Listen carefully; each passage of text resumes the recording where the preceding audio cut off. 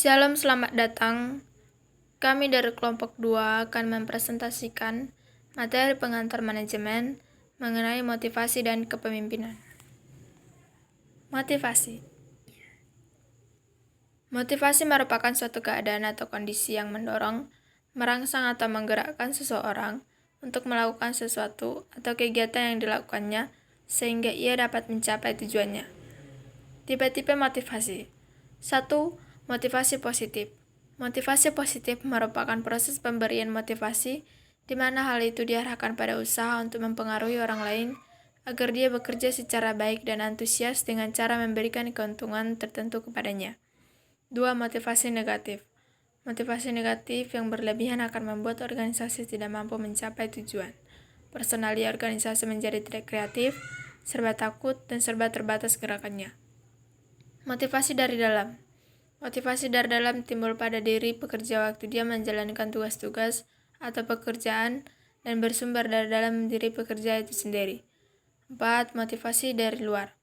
Motivasi dari luar adalah motivasi yang muncul sebagai akibat adanya pengaruh yang ada di luar pekerjaan dan dari luar diri pekerja itu sendiri. Pendorong motivasi. Terdapat beberapa faktor yang menjadi pendorong motivasi, yaitu 1. Seberapa mendesaknya suatu kebutuhan. 2. Anggapan bahwa suatu tindakan akan memenuhi suatu kebutuhan. Unsur-unsur dalam motivasi. 1. Tujuan. Semua manusia organisasional memiliki motivasi tinggi dan ada kesadaran dalam diri mereka bahwa tujuan organisasi adalah bagian dari tugas keorganisasian dan juga tujuan hidupnya. 2. Kekuatan dari dalam individu. Manusia organisasional bekerja dalam organisasi semata-mata karena rasa terpanggil untuk berbuat, tanpa mengingkari ada maksud-maksud yang ingin dicapai dari pekerjaan itu. 3. Keuntungan.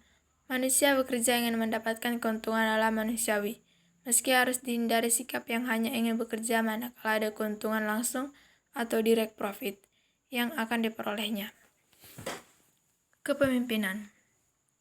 Kepemimpinan atau memimpin adalah usaha untuk menggerakkan orang lain ataupun bawahan yang dipimpin supaya mereka dapat bekerja sama-sama menuju tujuan yang diinginkan bersama dan dianggap penting bagi mereka.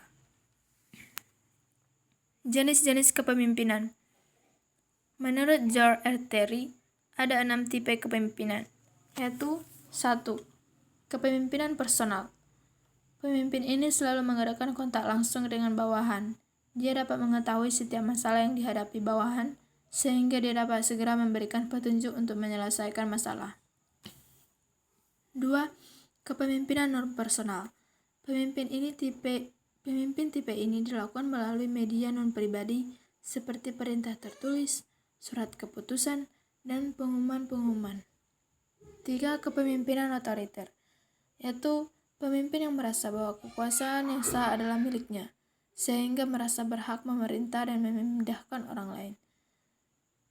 4. Kepemimpinan demokratis. Pemimpinan ini ditandai dengan adanya partisipasi kelompok dalam penentuan tujuan, pemanduan pemikiran-pemikiran untuk menentukan cara-cara terbaik dalam melaksanakan pekerjaan.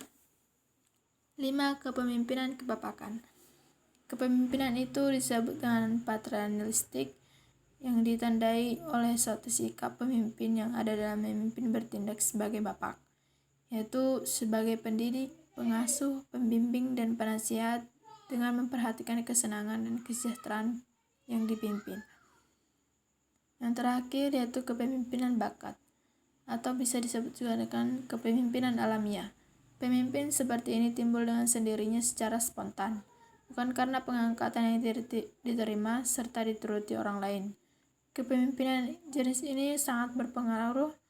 Agar organisasi berhasil, manajemen harus menempatkan para pemimpin alamiah. 4 sifat umum yang berpengaruh terhadap keberhasilan kepemimpinan organisasi antara lain 1. Kecerdasan, 2. Kedewasaan dan keluasan hubungan sosial, 3. Motivasi diri dan dorongan berprestasi, 4. Sikap hubungan kemanusiaan. Tugas-tugas seorang pemimpin. 1. Menerjemahkan atau menyampaikan dan merancang serta memimpin pelaksanaan putusan-putusan yang diambil oleh pihak atasan.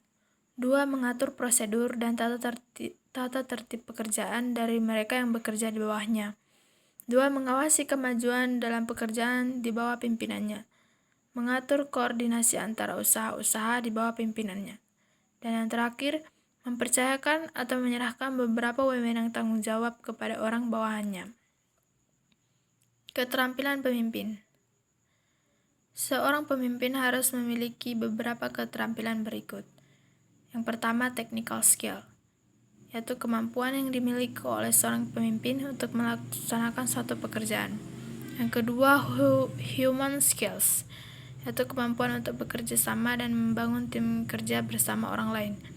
Dan yang ketiga, yaitu conceptual skills, kemampuan untuk berpikir dan mengungkapkan pemikiran dalam bentuk kerangka kerja dan konsep-konsep lain dalam memudahkan pekerjaan. Sekian presentasi dari kami. Terima kasih.